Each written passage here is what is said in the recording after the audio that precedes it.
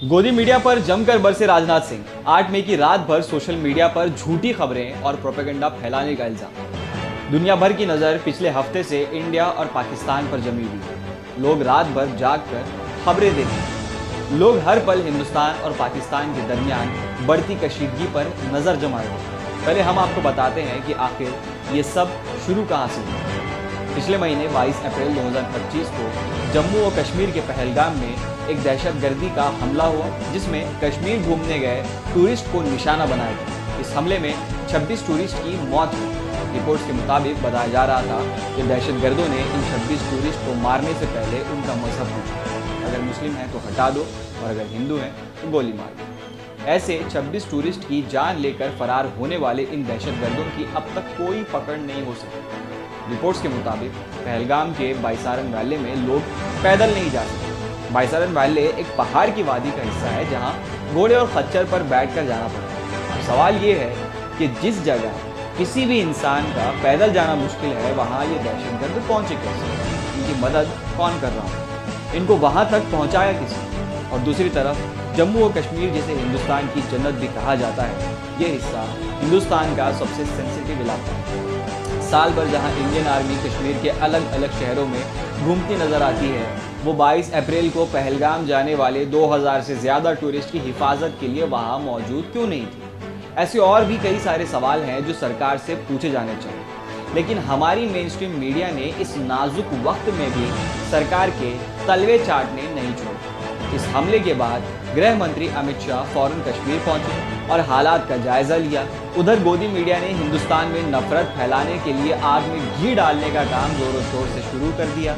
ऐसे नाजुक वक्त में कश्मीर के जो स्टूडेंट्स हिंदुस्तान के अलग अलग जगहों पर पढ़ने गए थे, उनको वहाँ की हिंदू संगठनों ने निशाना बनाया। कई मुस्लिम नौजवानों को हिंदू ग्रुप्स की तरफ से निशाना बनाया, उन्हें मारा पीटा गया। उत्तर प्रदेश के बहुत सी जगहों पर हिंदू मुस्लिम की आग जलती रही।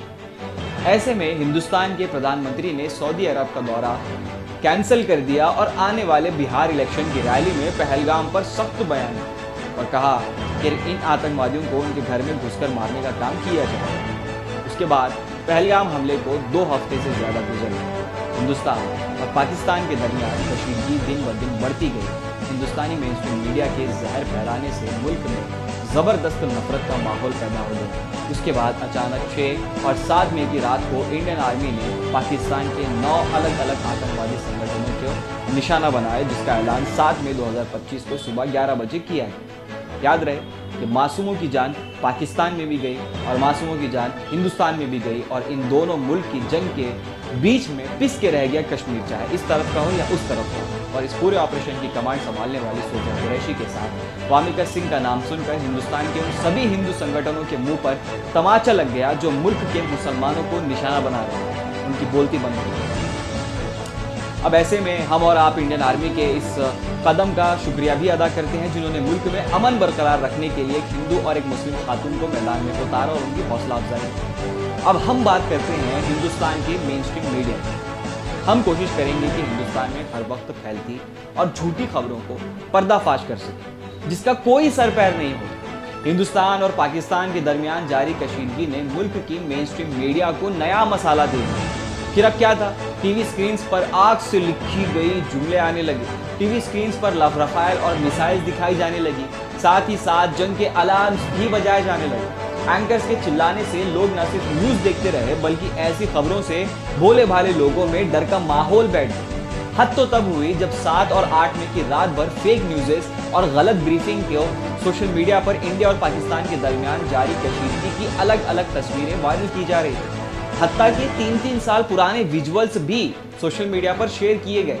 गोदी मीडिया अपने सोर्सेज को बिना वेरीफाई किए अपनी हेडलाइंस में इन फेक न्यूज़ को जगह देती रही। 8 मई की रात गोदी मीडिया ने ऐसे क्या कर दिया कि भारत के रक्षा मंत्री राजनाथ सिंह को हिदायत जारी करनी पड़ी। जिनके तलवे ये लोग चाट रहे हैं, उन्हीं के मंत्री आके इन्हें समझा रहे हैं। जराए के हवाले से रिपोर्टिंग ना की जाए, ये बात गृह मंत्री राजनाथ सिंह ने की। ये हिदायत 6 अप्रैल को भी जारी की गई। उस रात गोदी मीडिया की तरफ से कराची पर कब्जा और आधा पाकिस्तान साफ होने जैसी झूठी खबरों के चलते मुल्क की मेन स्ट्रीम मीडिया को निशाना बनाया गया और बनाया भी क्यों ना जाए। आपको याद होगा जब ये लोग चंद्रयान पर न्यूज़ बनाते हैं तो ये बाज़ाब्ता पूरा एस्ट्रोनॉट का सूट पहन के बैठ जाते हैं अपने ग्रीन रूम में। जब से इनको ग्रीन पर्दा मिला है इनको लगता है कि ये कहीं भी आ जा सकते हैं। इसके बाद आज 9 तारीख की सुबह यूएन ने एक मीटिंग बुलाई जिसमें हिंदुस्तान की तरफ से साफ कहा गया कि हमने सिर्फ 22 अप्रैल को पहलगाम में होने वाले हमले के जवाब में 7 मई को पाकिस्तान में मौजूद आतंकवादी मकामात को निशाना बनाया और उसके बाद हमने कोई बड़ा ऑपरेशन नहीं किया। अलबत्ता पाकिस्तान ने इसके जवाब में कश्मीर के पुंछ में ड्रोन और मिसाइल डालने की कोशिश की जिसमें पुंछ में कई सारे मासूम लोग भी मारे गए। हत्ता कि उसमें एक जो शहीद हुए शख्स उनको इंडियन मीडिया की तरफ से टेररिस्ट आतंकवादी भी घोषित कर दिया गया। यहाँ तक कि उनके अहले खाना को खुद सामने आना पड़ा ये बताने के लिए कि जो मरा वो हिंदुस्तानी था, कोई आतंकवादी नहीं था।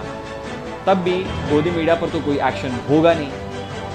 रिपोर्ट्स के मुताबिक पाकिस्तान की तरफ से होने वाली शिद्दत भरी गोलीबारी में पुंछ में 26 लोगों की हलाकत की खबर भी सामने आई। इसलिए हम आपसे गुजारिश करते हैं कि ऐसे नाजुक हालात में आप टीवी देखना बंद कर दें और सिर्फ सरकार की तरफ से मिलने वाली रिपोर्ट्स पर भरोसा करें और ऑफिशियल खबर के मंजर आम पर आने तक इंतज़ार करें। या फिर ट्विटर पर ऑल्ट न्यूज़ के जुबैर का अकाउंट आपको वहाँ पर मिल जाएगा जो लगातार फेक न्यूज़ का पर्दाफाश कर रहे हैं। आप उन्हें भी फॉलो कर सकते हैं और ऐसी खबरों के लिए आप मुस्लिम सियासत को फॉलो और यूट्यूब पर सब्सक्राइब ज़रूर करें।